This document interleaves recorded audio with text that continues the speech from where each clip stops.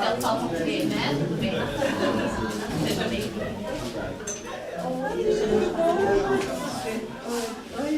Você gosta de falar da frente? Eu gosto de ficar mais quietinho. Aí você pode encostar. É? O negócio é estar pra ele. Agora eu entendo porque você senta aqui. Espírito lembra. Deixa eu ver aqui. Mas não pode falar nada. Eu cheguei e falei assim, a Ju vai tirar sarro de mim. Eu falei assim, vou falar que tá telefone. Eu já tirei sarro de você um dia por causa disso, né? Teve um dia na segunda que eu cheguei. Depois da Mari, eu falei, ai, cheguei de novo. I'm on time. I'm before time. Early. Early. The time change is good on you. Oh, yeah. I think it's nice to have more often, so she gets here earlier. So next weekend, 1 hour less and 1 hour less. And then I start getting here like 8 a.m. Just kidding them. That's funny.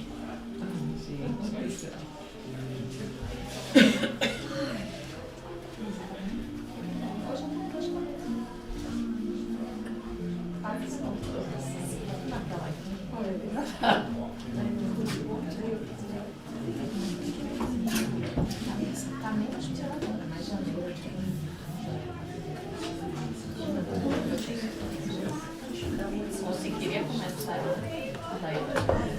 É bem. Hoje eu já fiz. Aí a passada também chega cedo.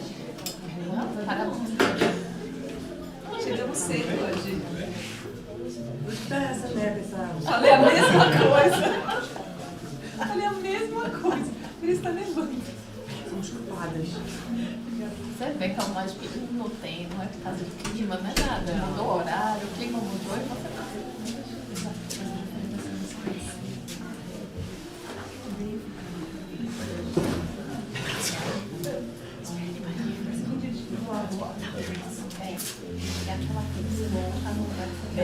Mas se quiser entrar no ar, também.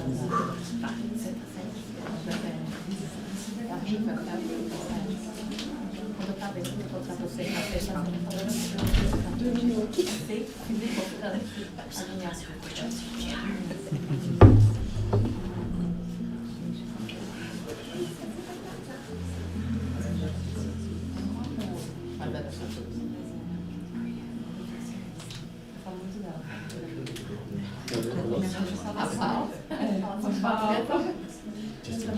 ficando aqui. Faz sentido.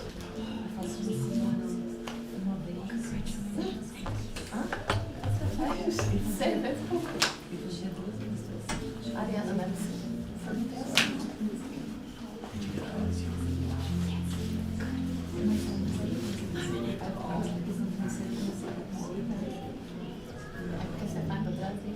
Hello.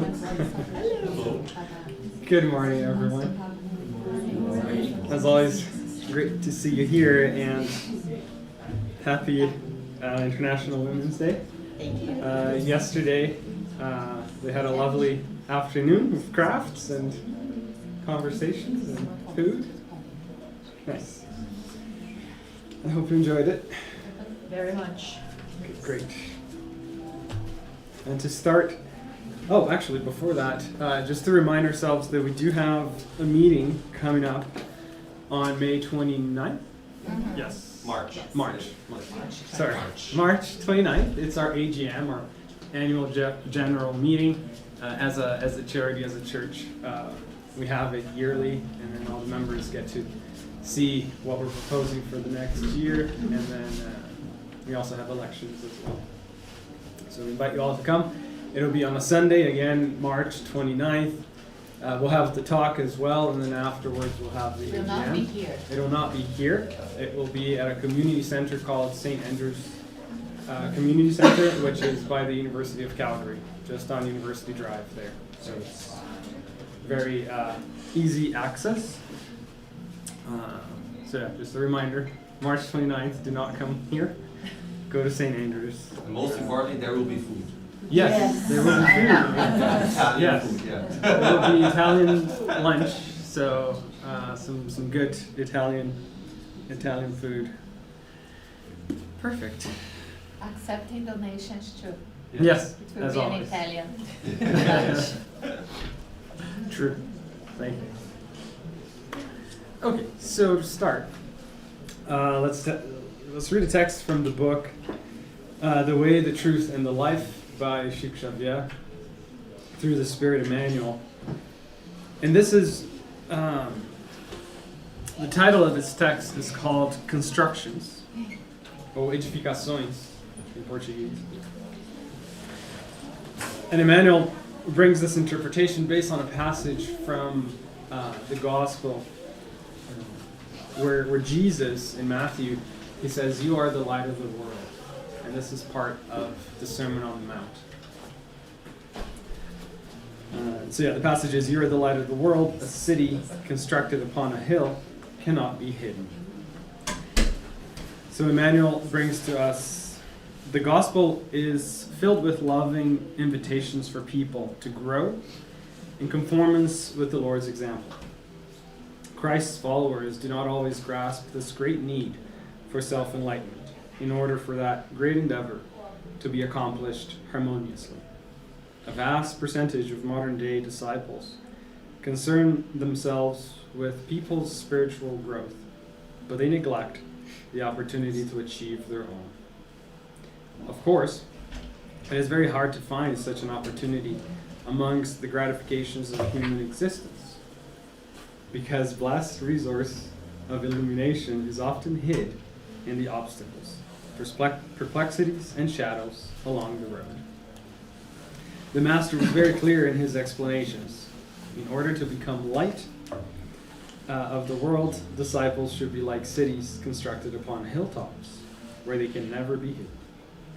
So that workers for Christ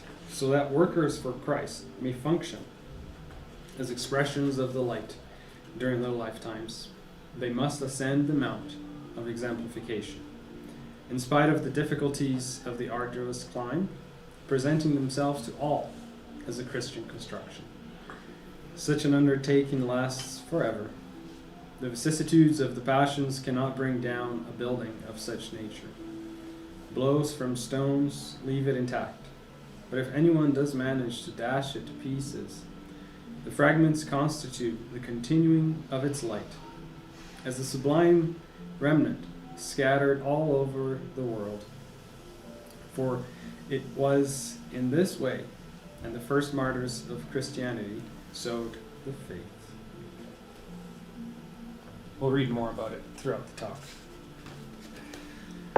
And then before we start, we'll do a little prayer. If you want, you can close your eyes. Listen to the melody. Take a deep breath.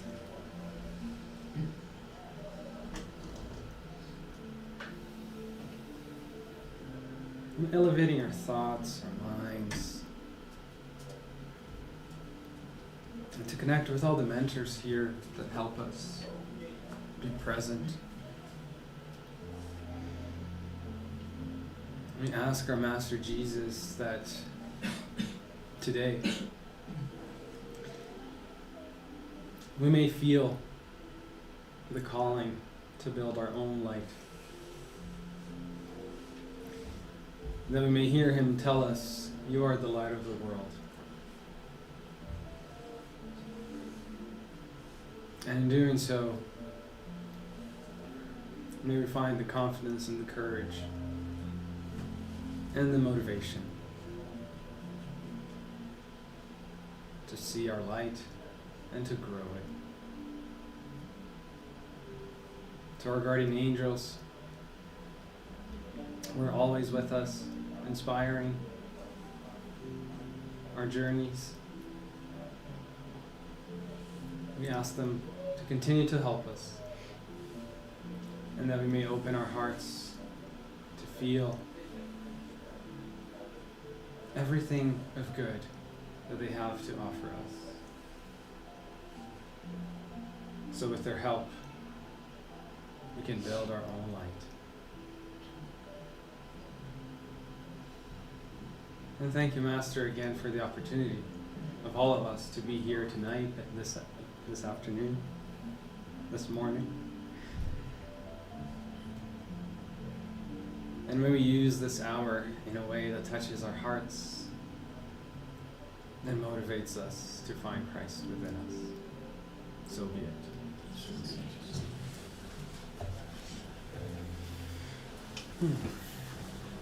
Thank you all. Yes. How did you get Danny to pose?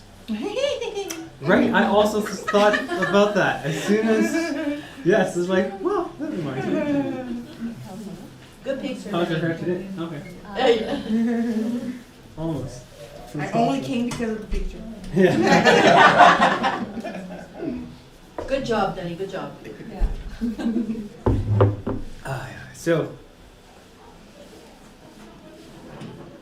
I wasn't going to share this, but what made me think about this talk, something very, how can I say, very rude, or not rude, but something very simple, very ordinary. It was Monday, and I was, it was Monday this week, and I happened to be at the gym, and I remember taking a dumbbell, um peso na academia, and it was 25 pounds. And I brought it, I sat on the bench, and then I look across from me, and the rack of all the other weights were there in front of me. And I look right across from me, and there's another, tem outro pezinho na minha frente ali, but it was 125 pounds. It was Wow. 100 pounds more than what I was trying to do. And I was struggling with 25, and then I looked at So what the heck? So why do we have one? I was like, welcome. I love how you said in Portuguese, little weight. Pezinho. A little weight of 125 pounds. Right? And that's actually what inspired me to talk about this today. It was to see a weight in front of me of 125 pounds and realize that people can lift that. I looked at me and I was like, I can't, but some people can. And that to me meant, look at the potential that we have with our bodies if we put the work in. Look at what it can do. I can barely do 25, but if I dedicate myself, I can do 125. And then, your mind kind of wonders. But it was that idea of the potential that we have within us. The potential of our bodies, the potential to endure a lot of things as we go through life, and we're still here. All of us, we're still here. I will never look at a dumbbell the same way. That's true. And I never took you as funny, Victor. So that was amazing. Very inspiring. It was just, I don't know if it was because it was too early and I was half asleep, but it was, it was really interesting. And so, basically the reflection about today is to start talking about the potential that we have within our bodies and within our spirit. And we'll bring some examples from the gospel and from Spiritism. I won't just bring examples about a dumbbell. It will get a little deeper than that. Dumbbell na academia. And to start off, starting with what Jesus told us in the Sermon on the Mount. If you remember the Sermon on the Mount, do you remember where it is? Yes, there you go. It's on the Mount. Perfect. On the mount. On the Mount, yes. And it's in the Gospel. Do you guys remember which Gospel it is? I do, but I'm It's over cafe 3 con leite. chapters. Just say it, hey. Matthew 5-7. There you go. Well, I said 6. I am a bit below. In the middle, yeah. Yeah, you got it. So, in the Gospel of Matthew, Jesus brings to us the Sermon on the Mount. And it's interesting, the beginning of the sermon talks about a lot of consolation. It consoles those of us who are feeling that life might be a little heavy, and he consoles and also gives us hope. The second part, he starts to describe a little bit our actions and what are the suggestions that he has for us to perhaps change and learn from him. And so in this section, he says, "You are the light of the world." And then in John later on, he will tell us, "Very truly I tell you, whoever believes in me will do the works that I have been doing." So just to illustrate again the potential that we all have. We were all created by God, equal and ignorant, or without knowledge, without knowing. And as we go through life, we certainly can make this light shine upon the world.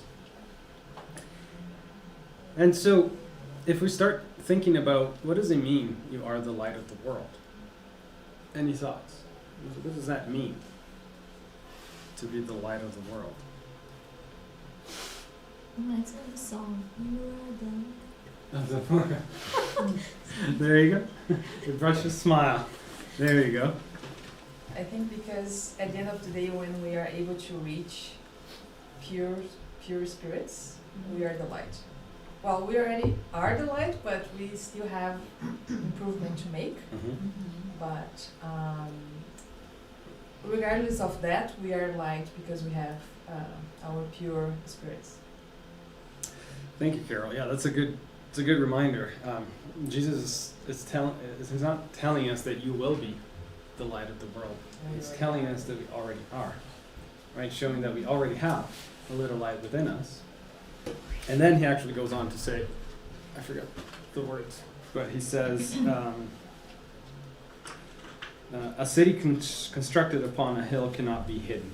So this is him saying that, yes, we already have a little bit of light within us, but as we grow it, as we, like Carol said, as we continue on our path to become pure spirits, this light shines brighter, and it can be seen by a lot more people as we keep on growing.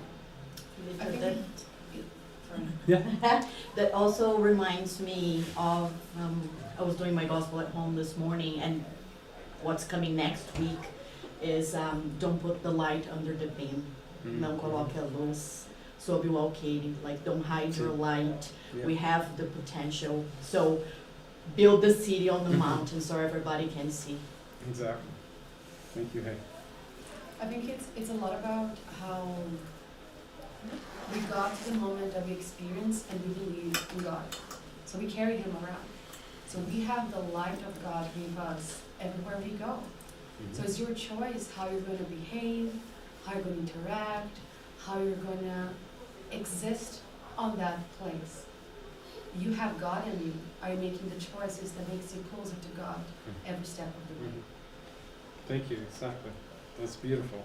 It's all about the choice, knowing that we have the potential, as Jesus said, to do all the things that he's been doing or that he's done before, right? Isn't that, if we stop to think about how Jesus showed us throughout his life what it means to be humble, what it means to love, what it means to be serene, what it means to be courageous, what it means to be patient, and so many other virtues. He showed us that those are possible. And then he told us that we, because our potential, we can all do that. Perhaps not today. We're not there yet. But this literally tells us the potential that we have. As in our bodies, but most importantly, in our spirit. And we'll see some examples here. Talking about what Kardec says in the book, A Gospel According to Spiritism, which was what Renata was talking about. There is an interesting passage that talks about our potential. And this is in the chapter, I believe it's 19, that talks about faith move mountains. So this, again, was when Jesus was talking, or trying to inspire us to see the potential that we have. We have here, in this book, he says, in human beings, faith is the innate feeling of their future destinies. It is the awareness they have of the immense faculties deposited within them in germ meaning in germe, right? Still as a little seed. At first, in a latent state, então no começo ainda estado mais latente, which it is their duty to cause to blossom and grow through the action of their will, right? Which was exactly what you were talking about here, is our desire to action on our potential and how we're going to develop our potential. But the key point that I wanted to make here is for us to hopefully be able to see that we have that potential. And the one reflection that I brought, or not reflection, but to show us how much potential we have, is the relationship that we have with God, and the relationship that perhaps some of the parents have with their kids. When you have a parent and a child relationship, a very healthy one, when the parent sees their small little kid, that innocent small little kid, they're, again, I'm going to be repeating myself, but again, the parent will look at them and they will start to think about the first time they go to school, then how they'll grow into going to junior high, to high school, maybe they'll go to university, they'll get married, all the kids that they'll have, and so on and so forth. The parent, in this example meaning God, he knows all the potential of that little kid. If you were to ask the kid about marriage, about university, they might not even know what you're talking about. But the parent knows of all that potential and knows that that kid will grow and do all if they choose to. It's the same, it's a very similar relationship between God and ourselves. That just starts to, bubble up your thoughts about what is my potential that I don't even know yet, right? What are the amazing things that I can do within myself and the world that I can't even fathom, that I can't even understand yet? If you were to ask a little kid, if you go to that first little room and ask those 2, 3, 4-year-olds about marriage and university and raising a family and all that, they what are you talking about, right? They will even say you. Right? And then it just comes to show how beautiful it can be. Yes. Sorry, just one thing. Please. I was reading there in the second line from the bottom to the top, and which it is their duty to cause to blossom and grow through the action of their will. And that kind of made me think about, I don't remember the question in the Spirit's book, but that the Spirits tell us like the reason why you reincarnate, and of course it's like for us to evolve, but also to help God to accomplish His plans. So we do have duties here, and I think sometimes because we don't feel that we have the power within us, we kind of forget that we are also here like to support God's plan. So it's our duty to allow the seed that we have to blossom, right? Thank you, Mari. Yeah, that's beautiful. It is truly, like Mari said, our duty to make that potential shine. Luisa has given a few talks about the talents that God gives us, and goes along with this as well. It's part of our duty also to transform ourselves, because as we transform ourselves, we're also helping others and helping God's plans. But do you think everyone has that awareness? I know it's there, but even though it's there, we may not have the awareness that we have. Yes, absolutely, and we're going to see quite a few examples of how that common it is that So thank you. There's a lot of fun there. Sorry. Yeah. So, The kids So are having a lot sorry, of we're fun. distracted. Oh, okay. The kids are having Can lots we of join fun. It's a little more fun over there, right? So, as an example, we're going to talk about Paul a little bit more.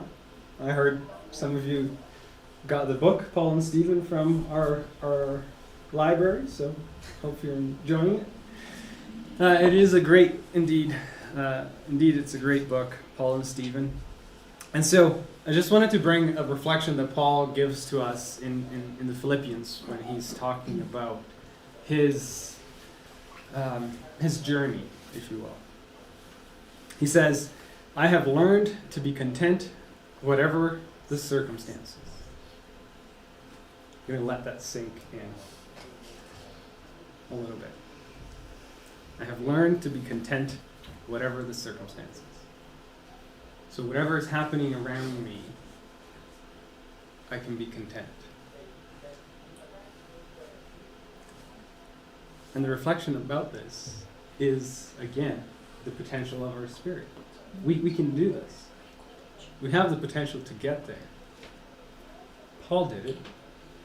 St. Francis of Assisi did it. Right? There's so many examples that we can count. And they are spirits just like us. So the potential is there. And Paul is such a great example because he went, from one extreme to the other in one reincarnation. And just again to show us what's possible. He says, I know what it is to be in need. So he experienced not having anything. But he also says, I know what it is to have plenty. So he also came from a very plentiful life. I have learned the secret of being content in any and every situation, whether well-fed or hungry, whether living in plenty or in want. So it's interesting here because he's not talking about, what's better, what's worse. He's talking about they all have their own trials, they all have their own tests, being in plenty or being in want. But regardless of what's happening, he has learned to be content. And then he ends with a famous passage from him. See, he says, I can do all this through him who gives me strength. So then we might ask ourselves, how did Paul do all this? Well, this is one of the hints, right? He's talking about Jesus here. He was following Christ's examples. And basically he was able to see exactly what we talked about 2 slides ago. He was able to see all the virtues from Jesus. He was able to see everything that Jesus did. And then what Jesus told all of us in John, he said, you can do all, right? Everything that I did, you can also do it. Paul really embraced that. And actually, as a result, he was able to do a lot of what Jesus did.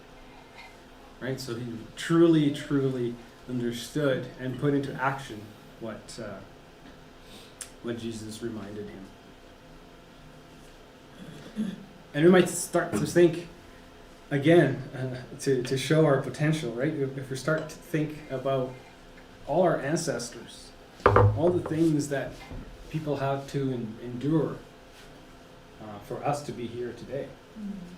100, 200, 1,000 years ago, how did we survive back in the day? We start to, again, to realize the potential that the human has of resilience, right? Of truly getting through whatever the environment is around us. And it's not just our ancestors, but reminding that a lot of our ancestors were us as reincarnated spirits. So we were able to endure all of those things from the past. And as a result, the idea to bring to this is the fact that resilience, if we've shown all that resilience in the past, we're going to be showing that resilience today and tomorrow. And how much more we're capable of that. And I think you referenced what Jesus said at the Last Supper. If I remember correctly, he says you'll be able to do all I can, but he also says you'll be able to do even more, Mhm. because I'll be there to support it, Mhm. to support you. And I think, you know, I don't think it's metaphorical. I think Mhm. it's literal. Yes. That you will literally be able to do more than I can. And that goes back to the idea of progress and who came before. You know, Mhm. Jesus came at a time 2,000 years ago and set up a basis Mhm. to prepare the way for all of us to even, you know, transcend that which he was able to do 2,000 years ago. And with loving intent that we do so. Mhm. And I think that, you know, it's easy to make Jesus seem like he's on a pedestal and inaccessible. But his intention was to be the most accessible example of what we already are, that we could possibly have, and then to take that and literally then even amplify it past what Jesus himself accomplished. And I think there's something so beautiful about that. Yes. And it goes back to the idea of what, like I said, not just metaphorically what our potential is, literally.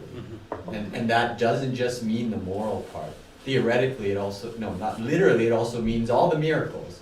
Like, we have not just that capability, but then he also says to do even more. Mhm. Yeah. Thank you, Attila.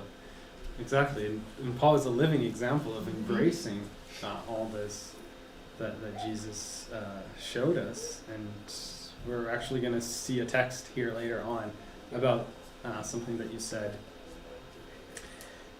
So now there's a reminder from Emmanuel, which is the text that I read in the beginning. And this is where we're going to shift gears a little bit during our talk. It's because when we realize about the potential, right? When we realize about the light, sometimes we direct it, perhaps in a direction that is not exactly what Jesus wanted. So we're going to see what Jesus wanted. And to start off this conversation, it's the text that I talked about before. And this is Emmanuel's interpretation about this passage, you are the light of the world. So he says to us, the gospel is filled with loving invitations for human beings to build themselves up, following the examples of love of the Lord. Right? There's a lot of examples throughout the gospel that inspires us to pick ourselves up and follow the paths of Christ. He says the followers of Christ do not, however, the followers of Christ do not always understand this great imperative of illumination of the self in favor of harmony. I'm going to see if I have that in Portuguese. Mas ele está falando aqui que os cristãos muitas vezes não entendem o imperativo de iluminar a si mesmo em favor da harmonia do seu trabalho. And this is the key sentence. It's sometimes we forget that light for us to make it shine, that's to focus on our own self-illumination. Because at this point, when we realize all the potential, we might start thinking about the potential of others and how we want to help others, or not necessarily help, but fix others. And be like, look at all your potential, you can do this, this, this, and then you forget about your own light. He says, an overwhelming percentage of learners, above all, remain attentive to the edification, a edificação dos outros, of others, disregarding the opportunity to attain the supreme blessings themselves. So again, it's the idea of what are we doing to that potential?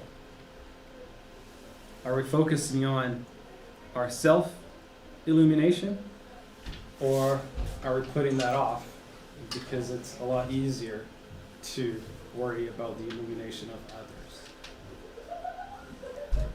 It's very easy to get lost in them when it comes to our own children, or even our own parents, when they're getting older and you feel like now you have to take care of them.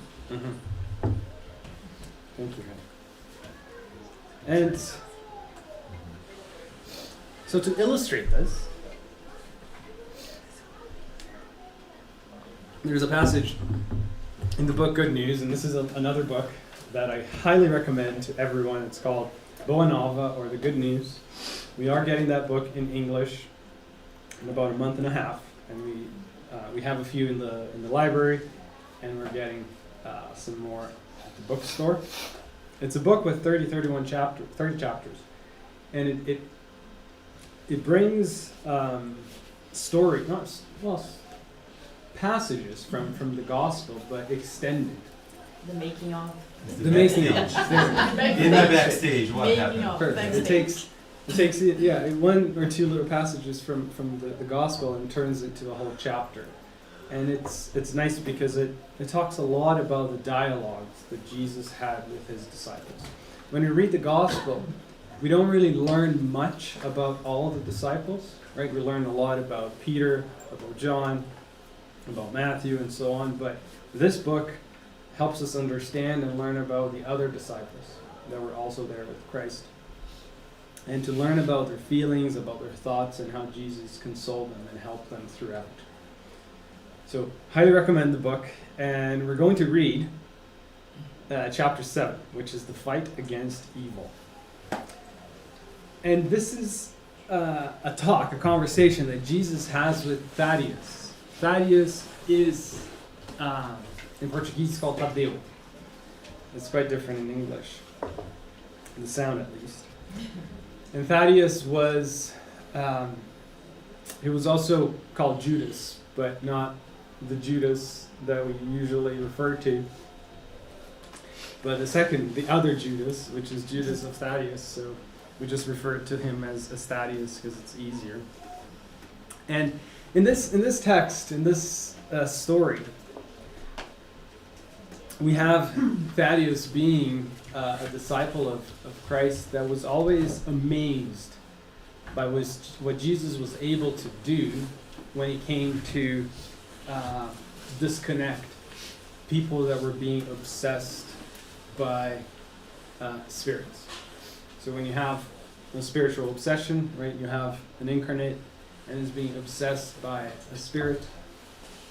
And then Thaddeus was always amazed by how Jesus could, with his moral power, he could disconnect that obsession, and the spirit would go on its way, and then the person would be relieved from that spirit. So it talks about this. The story is about this. And, so at one point, so like I said, Thaddeus was amazed by this ability that Jesus had.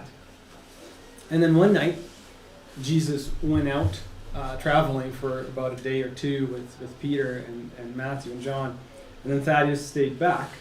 And one lady, or as they would have at night, they would have people come that needed help.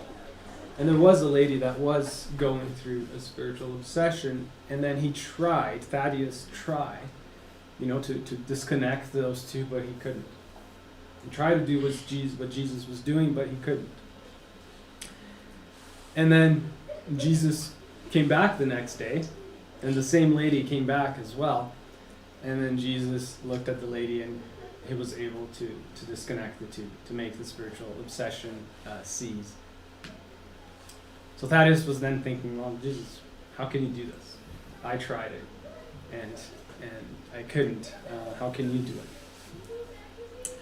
So this is the setting of the scene, and then after Jesus was able to do it throughout the night, Thaddeus and Jesus got together, and it's a conversation between the two that we're going to see. And I put it here in Portuguese as well, just because it's a very intimate conversation that Tadeu has with Christ, with Jesus. So I wanted to put both so you don't miss some of the context. So Thaddeus was asking himself, why did the master not automatically transmit to them the power to expel malevolent spirits so that they might overcome the adversaries of the divine cause? So here is Thaddeus, which is a thought that's very common. if Jesus has this power, why didn't he just do it to all of them? Why just do it to those who came ask for help? Let's just, gather everyone, and then Jesus can be very efficient and very effective, right? And do it all at once, right? Just give the manual step by step. Yeah, right? It would be so much easier. Why not? Jesus didn't want to optimize. No efficiency. And this is not an uncommon feeling. This is a very common feeling. This comes to your question now, Misty. Is the idea that others need to be fixed, and that it'd be so much easier if we could just do it. It also takes me back to what Mari said about duty. Mm-hmm. We are very quick to want and sometimes demand our rights, but we're not as eager to fulfill our duties. But they're connected. Mm-hmm. You get a right by doing your duty, right? Homework first, play after. So it also takes me back to that. Mm-hmm. So we want somebody to fix it for us so we don't have to do the work. And there's also the matter of free will. Whoever took the time to go there and ask for help really Yes. wanted the help. But just doing a blanket Mm-hmm. disobsession, it's violating other people's free will. Whoever did not choose to come, Mm-hmm. it's their right not to come. No, thank you, Hank. Exactly. And we have other examples that we can bring, right? Judas, not this Judas, the other one, right? He wanted something very similar, right? One of the reasons why he went and told the guards who was Christ, and basically betrayed Christ. One of the reasons why is because he wanted to himself, Judas, he wanted to grow within that environment so he would have power, and then he could bring Jesus back and then show it to everyone. So he also wanted this idea of, let's just fix everyone.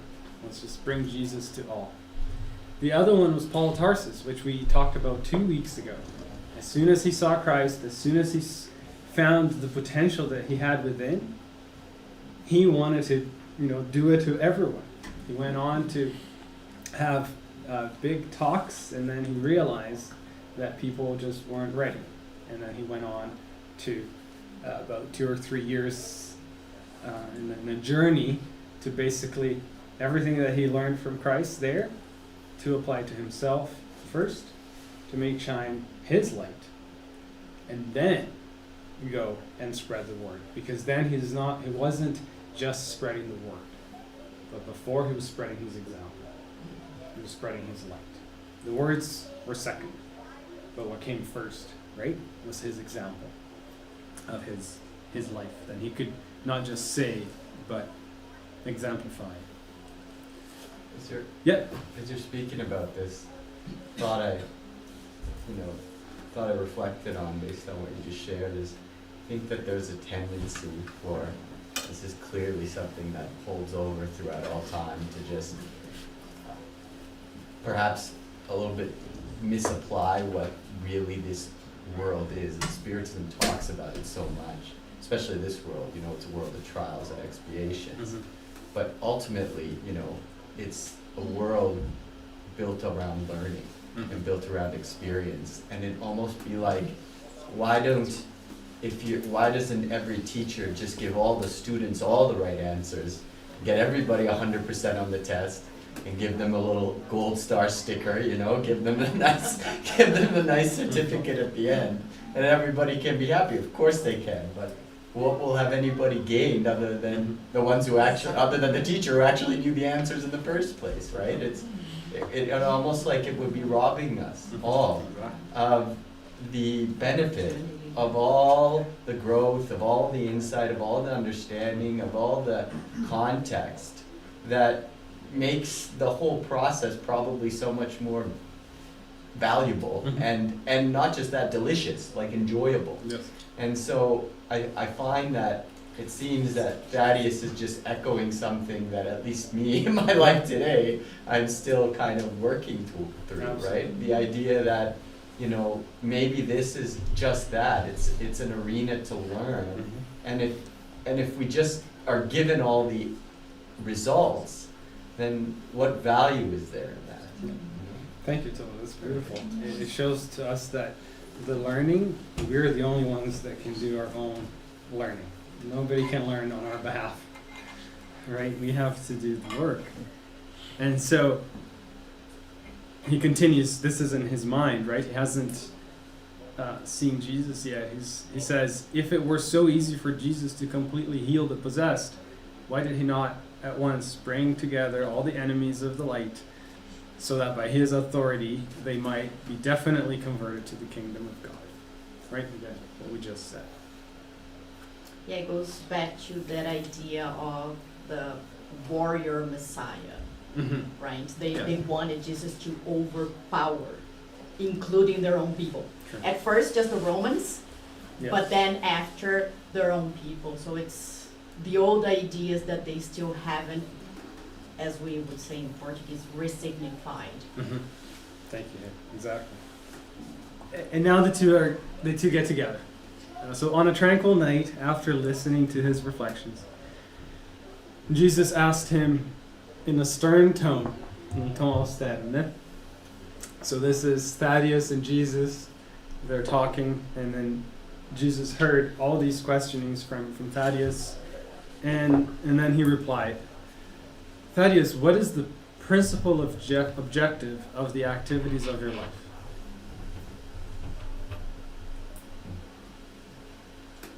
You don't need to answer, you can just think it through within yourselves.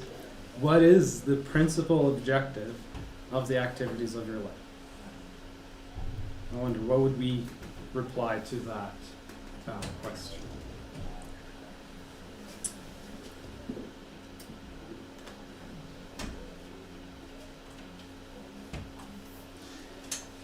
And then he says, well, Umberto comes right telling the story. He says, as if receiving a spark of higher inspiration, the disciple replied sincerely, Master, I am seeking to establish the kingdom of God in my heart.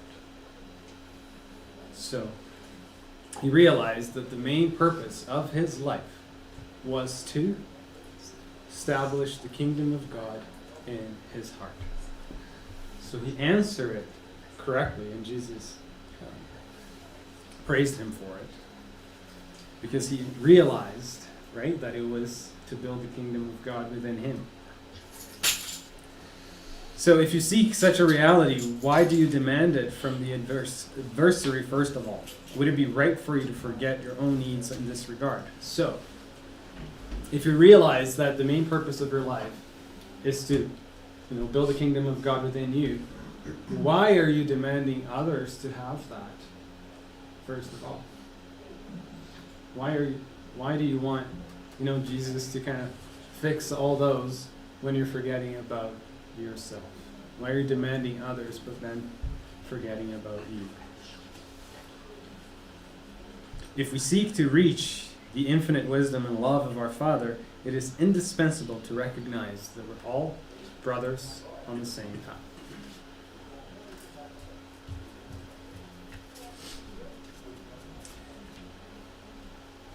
Then he says, Lord, are the spirits of evil also our brothers? Children of God.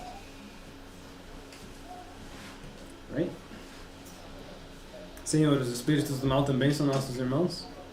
And then he answers, all creation belongs to God. Those who wear a tunic of evil will one day wear that of redemption through good. Toda a criação é de Deus. Right? Os que vestem as túnicas do mal envergarão dia na redenção para o bem. Isn't that hopeful? Right? It makes us realize that it's not up to Jesus to just, heal everyone, but it's on to each to their own, right? as we go through this. I'm going to skip a few.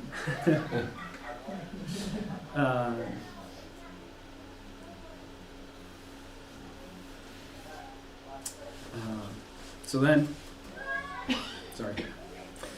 But it would not be right, added the disciple with a certain conviction, to summon all malevolent spirits so that they might convert to the truth of heaven. So Thaddeus still didn't get it. Vamos ser eficientes, Jesus. Right? He He still wants didn't big understand. change. Yeah. We He have it wanted- together and let's figure this out. Right? He wants the teacher to do the exam for the Yeah, child, exactly. right? He's For still the student. he was still harping on this. He couldn't understand, it just didn't make sense. And then Jesus said, "Why does God not act in this way? Do we possess a substance of love more sublime and stronger than that of his paternal heart?" So Jesus replied with a question. Like, are you questioning God's love? If God has the power to heal them all and he's not healing them all, are you saying that your plan is more loving than God's plan? Oh, this is a question I get from my atheist friends. Mm-hmm. And then we get in a debate, and then I let them win because I want them to feel good. But yes, it's basically if we heal them all, we're robbing them, like Attila said, we're robbing them from their opportunity to learn, right? Because it'll be a healing on the surface, but they'll fall right afterwards, right? Yeah, because like that, and that's the thing. Like Jesus didn't fix anybody. He helped them with their immediate problem and said, "Go and sin no more." Sin meaning something different from what we use today. But many of them fell into the same mistake right after, which made Jesus sad, but they fell into the same mistake right after. So he gave them a hand. If they wanted to keep on the same path at the same level, it was up to them. Some did not. This always makes me think two laws I like to reflect upon a lot. It's the law of merit and the law of society.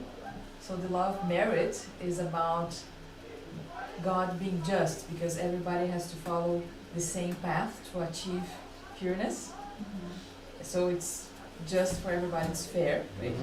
And the law of society comes with what you said some previous slides, where the demon can be all of us. Not talking about possession specifically, but about imperfections all of us have. So the invitation to all of us work with others. So we understand it's an imperfection that I have, you have, everybody has, and how we're going to then improve our virtues considering the imperfection of others. What is the invitation for us to work when we are amongst a society full of imperfections, and how to navigate all of those things, right? Yep. So it's a very perfect plan of God to put everybody together so we can prove ourselves, and having those two laws aligned to make this happen. Yeah, thank you, Carol. Exactly. And as we'll see, I'll skip a little bit. I like your slides. The one through. Sorry. I like your slides. Oh, thank you. It's all Gemini. Yeah, I can see Some of the pictures. Yeah, you can see the little logo. So he says, the humble apostle smile satisfied his hunger for knowledge, but added concern about his inability to effectively help the victim who had sought him. So now he was asking, how come? It's like, okay, fine, Jesus, I understand what you're saying. I'm not going to try to fix everyone, but why couldn't I help that lady that came to me seeking for help? Lord, your words are always wise. However, what will I need in order to remove the entities of shadow when their dominion establishes itself within souls? Right? So he's out asking now, okay, Jesus, so if someone comes to me asking for help, how can I help them? Give me the notes. What do I have to do? I like how Jesus does, like, in a very beautiful way. Like, they use mind your own business. Like, work on yourself, because you cannot change people, because you will not, like, rise anything that is not already within your heart. Just focus on your light, and then always, like, shine your own light, and people will do theirs too. Exactly. It's just like always mind your own business kind of thing. Yeah. That we do need to learn, because even though it's a very easy concept to grasp, like it goes into autopilot on getting all the time on the shoots. He should do this, she should do that, and then I'm like, why am I looking farther down and looking at someone else and not within, and say, what should I do? Yes. Exactly. Thank you, Drew, because that's Jesus' answer. So. No, I was reviewing here too. It's just like, So like, so beautiful. Thaddeus asked me, words, but what do I have to do? And then I love what Jesus says. He's like, okay, let's go back to where we started. I'm not getting to you. Yeah, the vision board. How did we start this conversation again? There's the answer. Return then to the beginning of our explanations, replied Jesus. For you to do that, for you to be able to help others, you need to build the kingdom within the depths of your own spirit, because that is the objective of your life. So, how do we help others? Right? Jesus is telling us here is to build the kingdom of God in our own hearts, in our own spirits.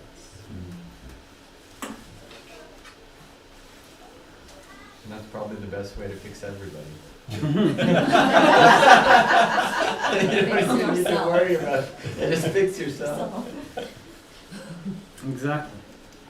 I always find it interesting too, and this is very easily lost on people of faith, but especially in Christianity, but in Buddhism too, and I think in Islam as well. The main prophets, none of them, not a single one, wrote a single piece of line of what they did or what they said down in any of the time that they were doing their ministries. Not Jesus, not Buddha, and like I said, I don't think the Prophet Muhammad either. All of the cataloging came from people afterwards. So much did seemingly they believe in this idea of just looking after yourself. That, I mean, I'm sure Jesus knew that it was going to be like taken care of and kept on, but his life was an example of someone who was literally willing to have every little thing done lost, completely lost to history as soon as those generations disappeared. But as if that was still enough, you know, of an example of just live the life that you're meant to live, and everything else has already taken care of itself. There's no need, I mean, even the Sermon on the Mount, Matthew wrote it down. I mean, yes, maybe he chose Matthew just so he could write it down, but Matthew would have decided, you know what, this is garbage, and just those, like, then it would have been lost, right? But it didn't matter. Jesus, it was about living that example. And I often reflect on, and I've had this example to my own amazement so much in my life, is that, and I'll make this brief because I know I want to let you finish. Just this idea, there's this saying in English, maybe it's in Portuguese too, that one bad apple will like destroy an entire bunch. I feel like the converse is probably even more true. One good apple will not only fix every other apple that's around it, or give it the potential to be fixed, but fix the harvester, fix the farmer, and fix every single tree that's around it, simply by the example that apple, or that the deliciousness, the ripeness of that apple can give to everything around it. And I feel that that's often so, like, we tend to think about just the ability to ruin, but not the ability to, you know, redeem. Yes, thank you, Attila. Yeah, if they choose to change, absolutely. It's like Jesus being that one, right? Yeah. And just to end here, again, how this is Jesus' words, right? He's saying, the kingdom of God, however, is the divine construction of light. And light illuminates without the need for long speeches. Understand that no one can give to another what he does not yet possess in his own heart. And with that, I'm going to do a meditation. It will be a 1 or 2 minute meditation. But it's just for us to try and absorb some of the words from Christ. So if you want, you can close your eyes, you know.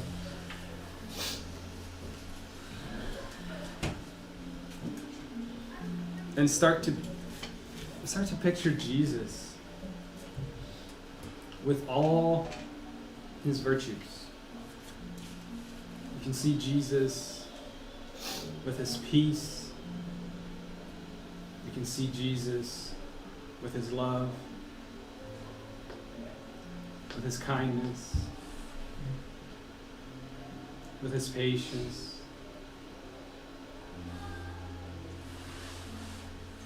And then he turns to us and he says, "You are the light of this world. Whoever believes in me will do the same things that I did, and more."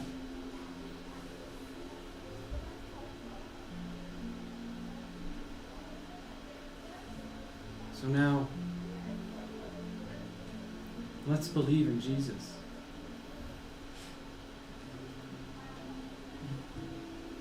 And think about the light in our hearts.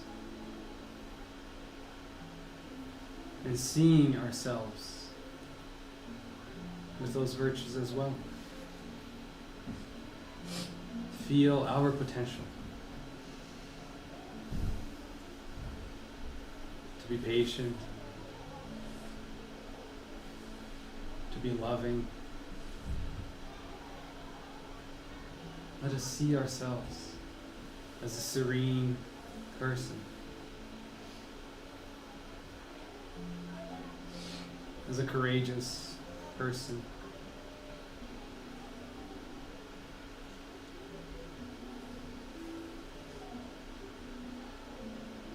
as a person who doesn't judge, but simply loves.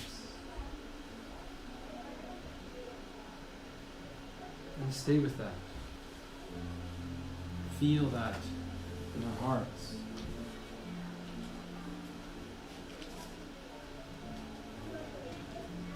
And as we're feeling this,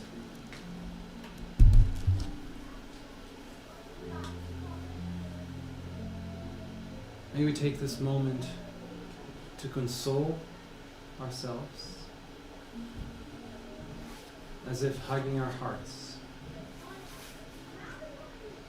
but also taking our hearts and raising them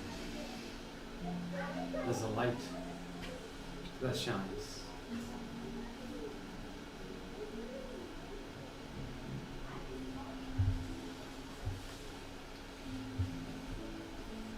Now I can start to come back.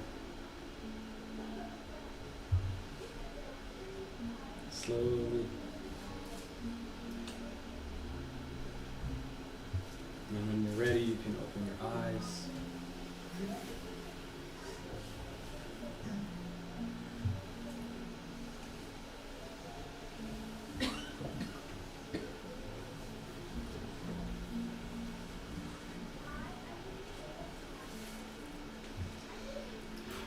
Welcome back. So thank you all. It's been a pleasure reminding ourselves we're the light of the world. And then in honor to this day, I'd like to ask for help from volunteers to give some roses to the women in our house.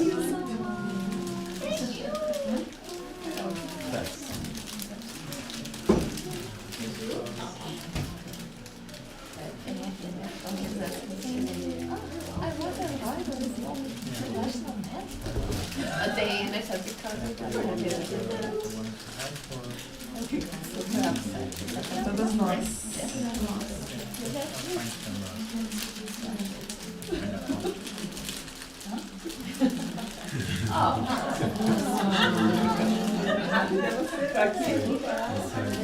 essa TV lá fora.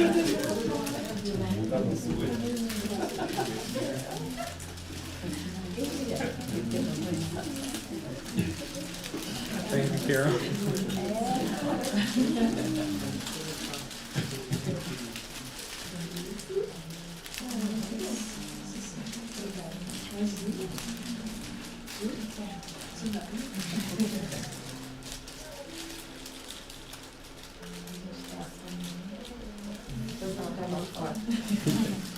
Thank you, Carol.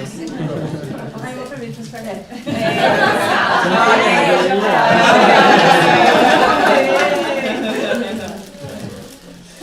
Thank you. Well, thank you all. Thank you. Thank you. Well, That was Thank you awesome. so much. Muito Yeah. obrigada.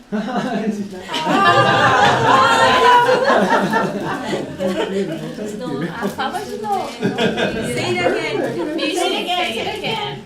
Muito obrigada. Well done. Well done. Nice. Well, on that note, we'll end with a prayer. And then right after our prayer, we have our passes in the back here. And then we'll have Marty directing you in and out.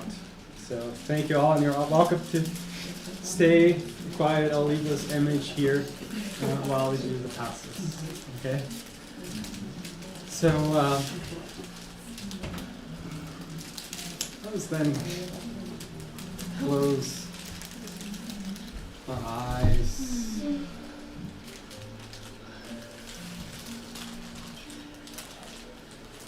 And may we open our hearts for those feelings of love, of peace, of serenity that Jesus taught us. May we allow ourselves to feel it, to envision it, and to see us as being those virtues, as being love, as being patience, as being serenity. And thanking Christ for his example, for his commitment to us, and his love. So be it.